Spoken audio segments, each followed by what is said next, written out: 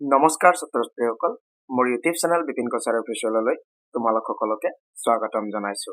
ছাত্ৰ-ছাত্ৰীসকল, আজি আমি এইটো ভিডিঅ'ৰ জৰিয়তে তোমালোকৰ কিতাপত থকা অধ্যায় 13 সূচক আৰু ঘাত নামৰ পাঠটিৰ অনুশীলনী 13.3 প্ৰশ্নসমূহ সমাধান কৰিম।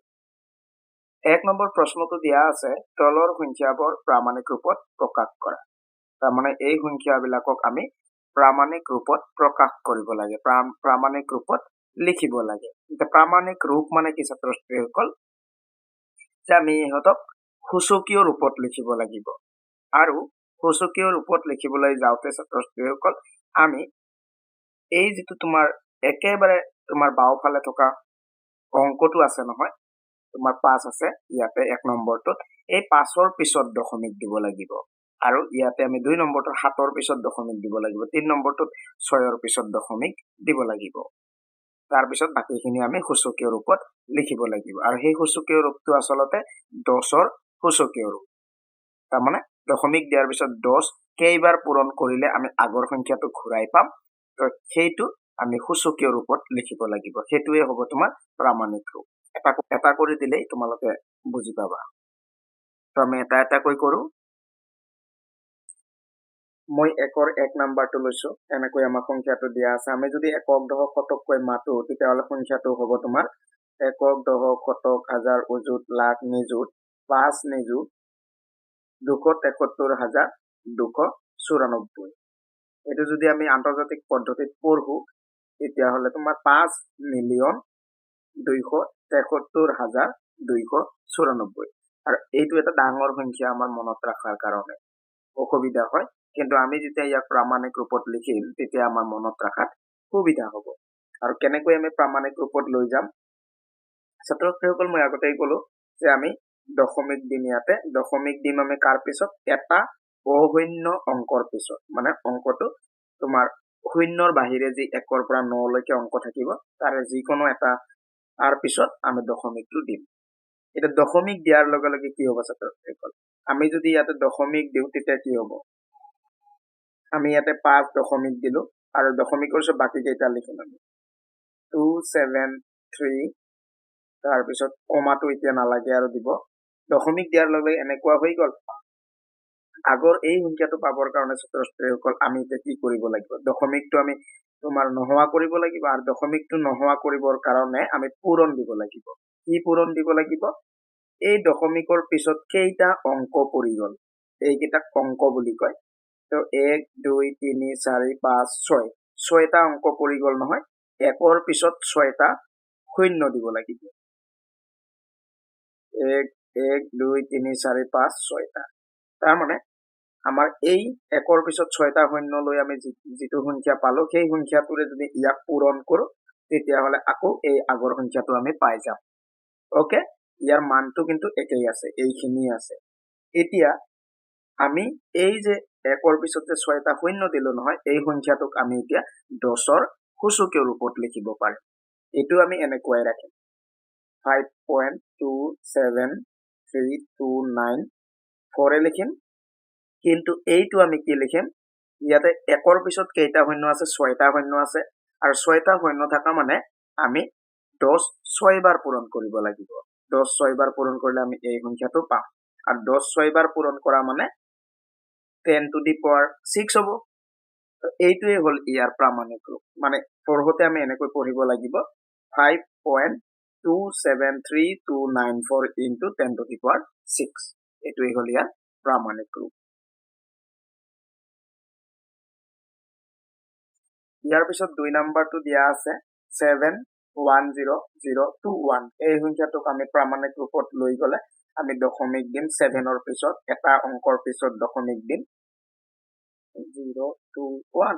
তাৰ পিছত আমি পূৰণ দিম। 1ৰ পিছত আমি কিমানটা শূন্য দিম? 1ৰ দশমিকৰ পিছত যিমানটা অংক পৰি গ'ল।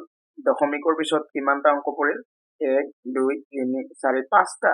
তো 1ৰ পিছত আমি 5টা শূন্য দি পেলাই পূৰণ দিলো। পূৰণ দিয়াৰ লগে লগে এই আগৰ সংখ্যাটো আমি পাই যাম।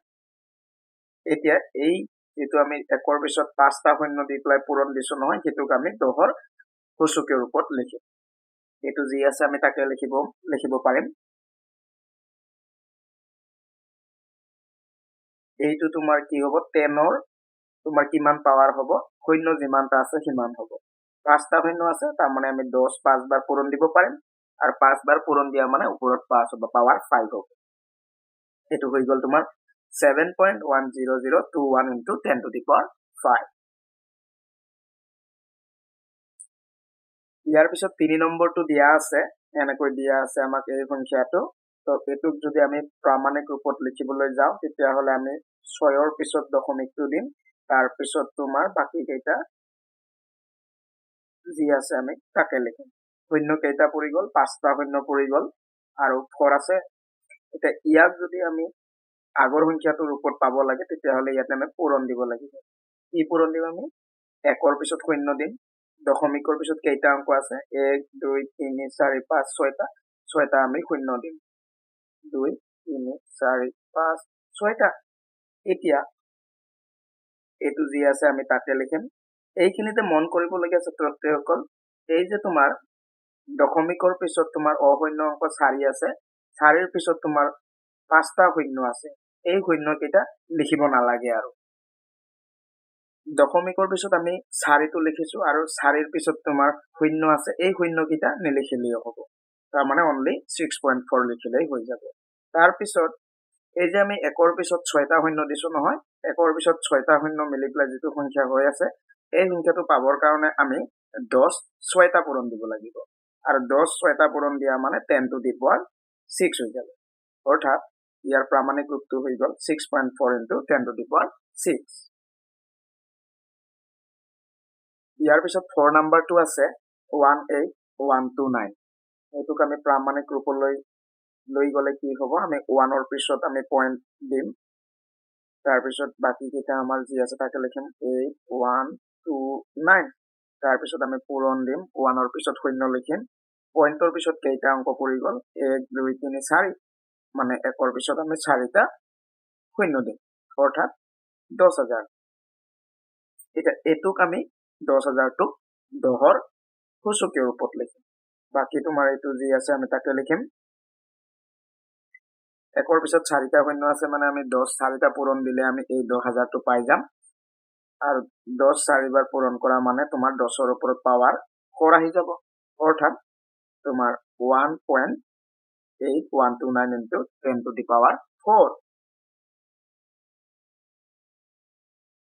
এটা 5 নম্বৰটো আছে তোমাৰ 2396132 তোমাৰ কমা ইয়াত হ'ব আৰু ইয়াত হ'ব এতিয়া ছাত্ৰ-ছাত্ৰীসকল এটোক আমি প্ৰামাণিক ৰূপত লৈ গলে আমি 2ৰ পিছত পইণ্ট দিম মানে দশমিক দিম এনেকুৱা হৈ গল এতিয়া আমি পূৰণ কৰিম 1ৰ পিছত শূন্য দিম দশমিকৰ পিছত কেইটা অংক পৰি গল 1 2 3 4 5 6 6টা শূন্য দিম তাৰ মানে 1ৰ পিছত 6টা তাৰ পিছত এইখিনিতো যি আছে আমি তাকে লিখিম তাৰ পিছত তোমাৰ 1ৰ পিছত আমি 6টা শূন্য লৈছো তাৰ মানে তোমাৰ 10 6 বাৰ পূৰণ কৰিব লাগিব সেই কাৰণে হ'ব 10 to the power 6 তাৰ মানে 2.396132 into 10 to the power 6 ইয়াৰ পিছত 6 নম্বৰটো এনেকৈ দিয়া আছে তো সেইসকল এটো দেখাত এটা খুবেই ডাঙৰ সংখ্যা তো এটো আমি এনেকৈ যদি আমি একক দশ শতক এনেকুৱা যদি হিচাপত যদি আমি ইয়াক মনত ৰাখিব খোজো আমাৰ কাৰণে অসুবিধা হ'ব টান হ'ব তো সেই কাৰণে আমি যদি ইয়াক তোমাৰ প্ৰামাণিক ৰূপত লিখো তেতিয়া হলে আমাৰ মনত ৰখাত সহজ হ'ব তো তাৰ কাৰণে আমি কি কৰিম 7ৰ পিছত ইয়াতে পইণ্টটো দিম তাৰ পিছত 5 লিখি পেলাই বাকি শূন্য কেইটা লিখিব লাগিব আৰু শূন্য কেইটা নিলিখিলেও হ'ব কাৰণ তোমাৰ অশূন্য অংক 5ৰ পিছত বাকি শূন্য কেইটা লিখা নিলিখা একেই কথা সেই কাৰণে আমি অনলি 7.5 লিখিলেই হৈ যাব তাৰ পিছত আমি পূৰণ দিম 1ৰ পিছত আমি শূন্য লিখিম এই তোমাৰ 7ৰ পিছত পইণ্টটো দিয়াৰ পিছত পইণ্টৰ পিছত কেইটা অংক পৰি গল ইয়াতে কনফিউজ নহবা ইয়াতে আমি পইণ্টৰ পিছত মাত্ৰ 5 লিখিছো মানে এটা মাত্ৰ অংক বুলি ভাবি এটা মাত্ৰ শূন্য লিখিলে কিন্তু ভুল হ'ব সেয়ে আমি 7ৰ পিছত পইণ্টটো দিয়াৰ পিছত এই আগৰ যিটো সংখ্যা আছিলে নহয় তাত তোমাৰ দশমিকৰ পিছত কেইটা অংক পৰি যাব সেই কিমানটা সংখ্যা লিখিব লাগিব তো কিমানটা পৰি যাব 1 2 3 4 5 6 7 8 9 10টা 10টা শূন্য লিখিব লাগিব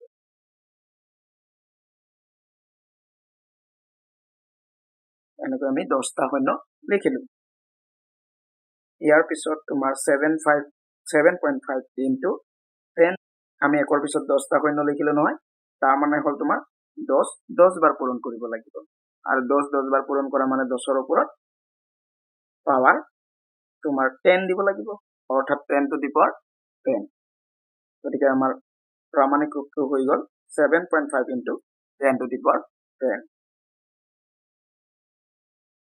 ইয়াৰ পিছত 7 নাম্বাৰটো দিয়া আছে এনেকৈ দিয়া আছে আমাৰ এটো এটা ডাঙৰ সংখ্যা গতিকে আমি এটো প্ৰামাণিক ৰূপত লিখিম ইয়াতে তোমাৰ অশূন্য অংক তোমাৰ 7 আছে তাৰ পিছত তোমাৰ 0 দুটাৰ পিছত 1 এটা আছে এই 1 লৈকে লিখিব লাগিব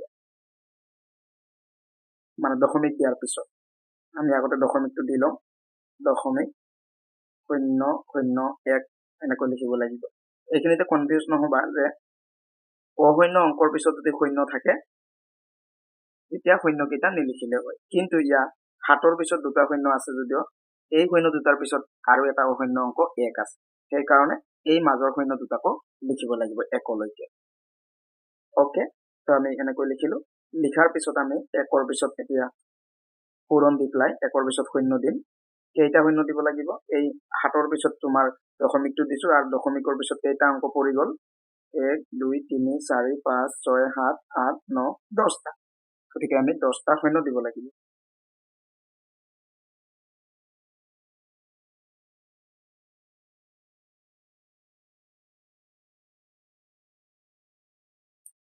তো আমি 10টা শূন্য দিলো এতিয়া 7.001 into 10 to the power কিমান হ'ব একৰ পিছত যিমানটা শূন্য আছে সিমানেই হ'ব পাৱাৰ একৰ পিছত 10টা শূন্য আছে তাৰ মানে 10 to the power 10 অৰ্থাৎ 7.001 into 10 to the power 10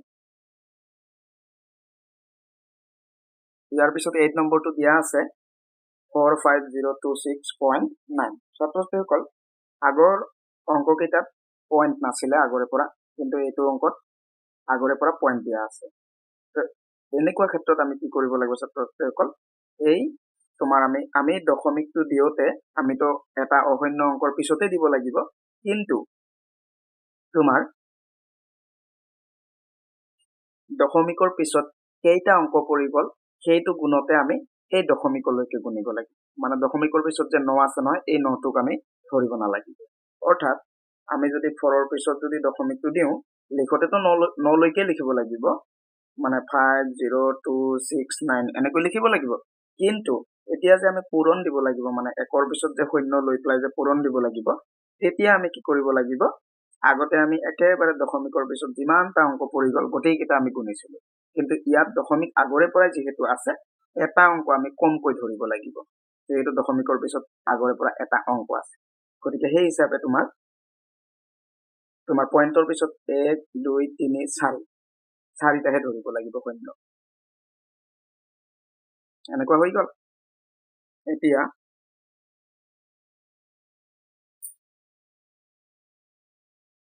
into 10 to the power কিমান হ'ব একৰ পিছত 4টা শূন্য আছে মানে 10 to the power 4 হ'ব এইটোৱে ইয়াৰ প্ৰামাণিক ৰূপ ইয়াৰ পিছত 9 নম্বৰটো দিয়া আছে 3206.19 তো আমি ইয়াৰ ক্ষেত্ৰতো কি কৰিব লাগিব দশমিকটো দিওতে আমি এটা অশূন্য অংকৰ পিছতে দিব লাগিব অৰ্থাৎ 3 পিছত দিব লাগিব 3 পিছত পইণ্টটো দিয়াৰ পিছত তোমাৰ হ'ব 20619 এতিয়া আমি পূৰণ দি পেলাই একৰ পিছত শূন্য দিব লাগিব এটা কিমানটা শূন্য দিম এই দশমিকৰ আগৰ সংখ্যাটোলৈকে গুণিব লাগিব অৰ্থাৎ তোমাৰ 3ৰ পিছত দশমিক আৰু দশমিকৰ পিছত তোমাৰ কি পৰি যাব 2 0 আৰু 6 পৰিব অৰ্থাৎ তিনিটা হ'ব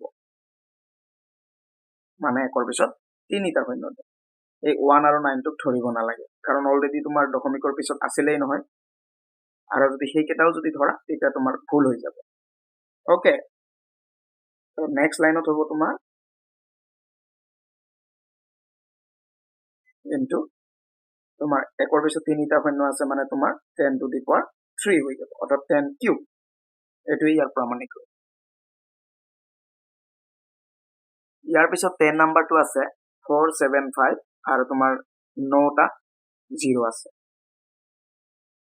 ইয়াক আমি প্ৰামাণিক ৰূপত লৈ গলে আমি 4ৰ পিছতে দশমিকটো দিব লাগিব দশমিক দিলো তাৰ পিছত তোমাৰ 7 5 বাকি 0 কিটা লিখিব নালাগে এটা ইনটু 1ৰ পিছত আমি 0 দিম কিমানটা 0 দিম ইয়াত কিন্তু আগৰে পৰা দশমিক নাই সেই কাৰণে তোমাৰ 4ৰ পিছত যিমান কেইটা অংক আছে গোটেই কেইটা হিসাব কৰিব লাগিব তো কিমানটা অংক পৰিব তোমাৰ 0 9টা আছে আৰু ইয়াতে তোমাৰ এইটো 10 11 অৰ্থাৎ 11টা শূন্য দিব লাগিব আমি 1ৰ পিছত তো আমি 1ৰ পিছত 11টা শূন্য দিলো এতিয়া নেক্সট লাইনত তোমাৰ হ'ব 4.75 into 10 to the power কিমানটা হ'ব আমি কিমানটা শূন্য দিলো 1ৰ পিছত 11টা গতিকে 10 to the power 11 অৰ্থাৎ 4.75 into 10 to the power 11 এইটোই ইয়াৰ প্ৰামাণিক ৰূপ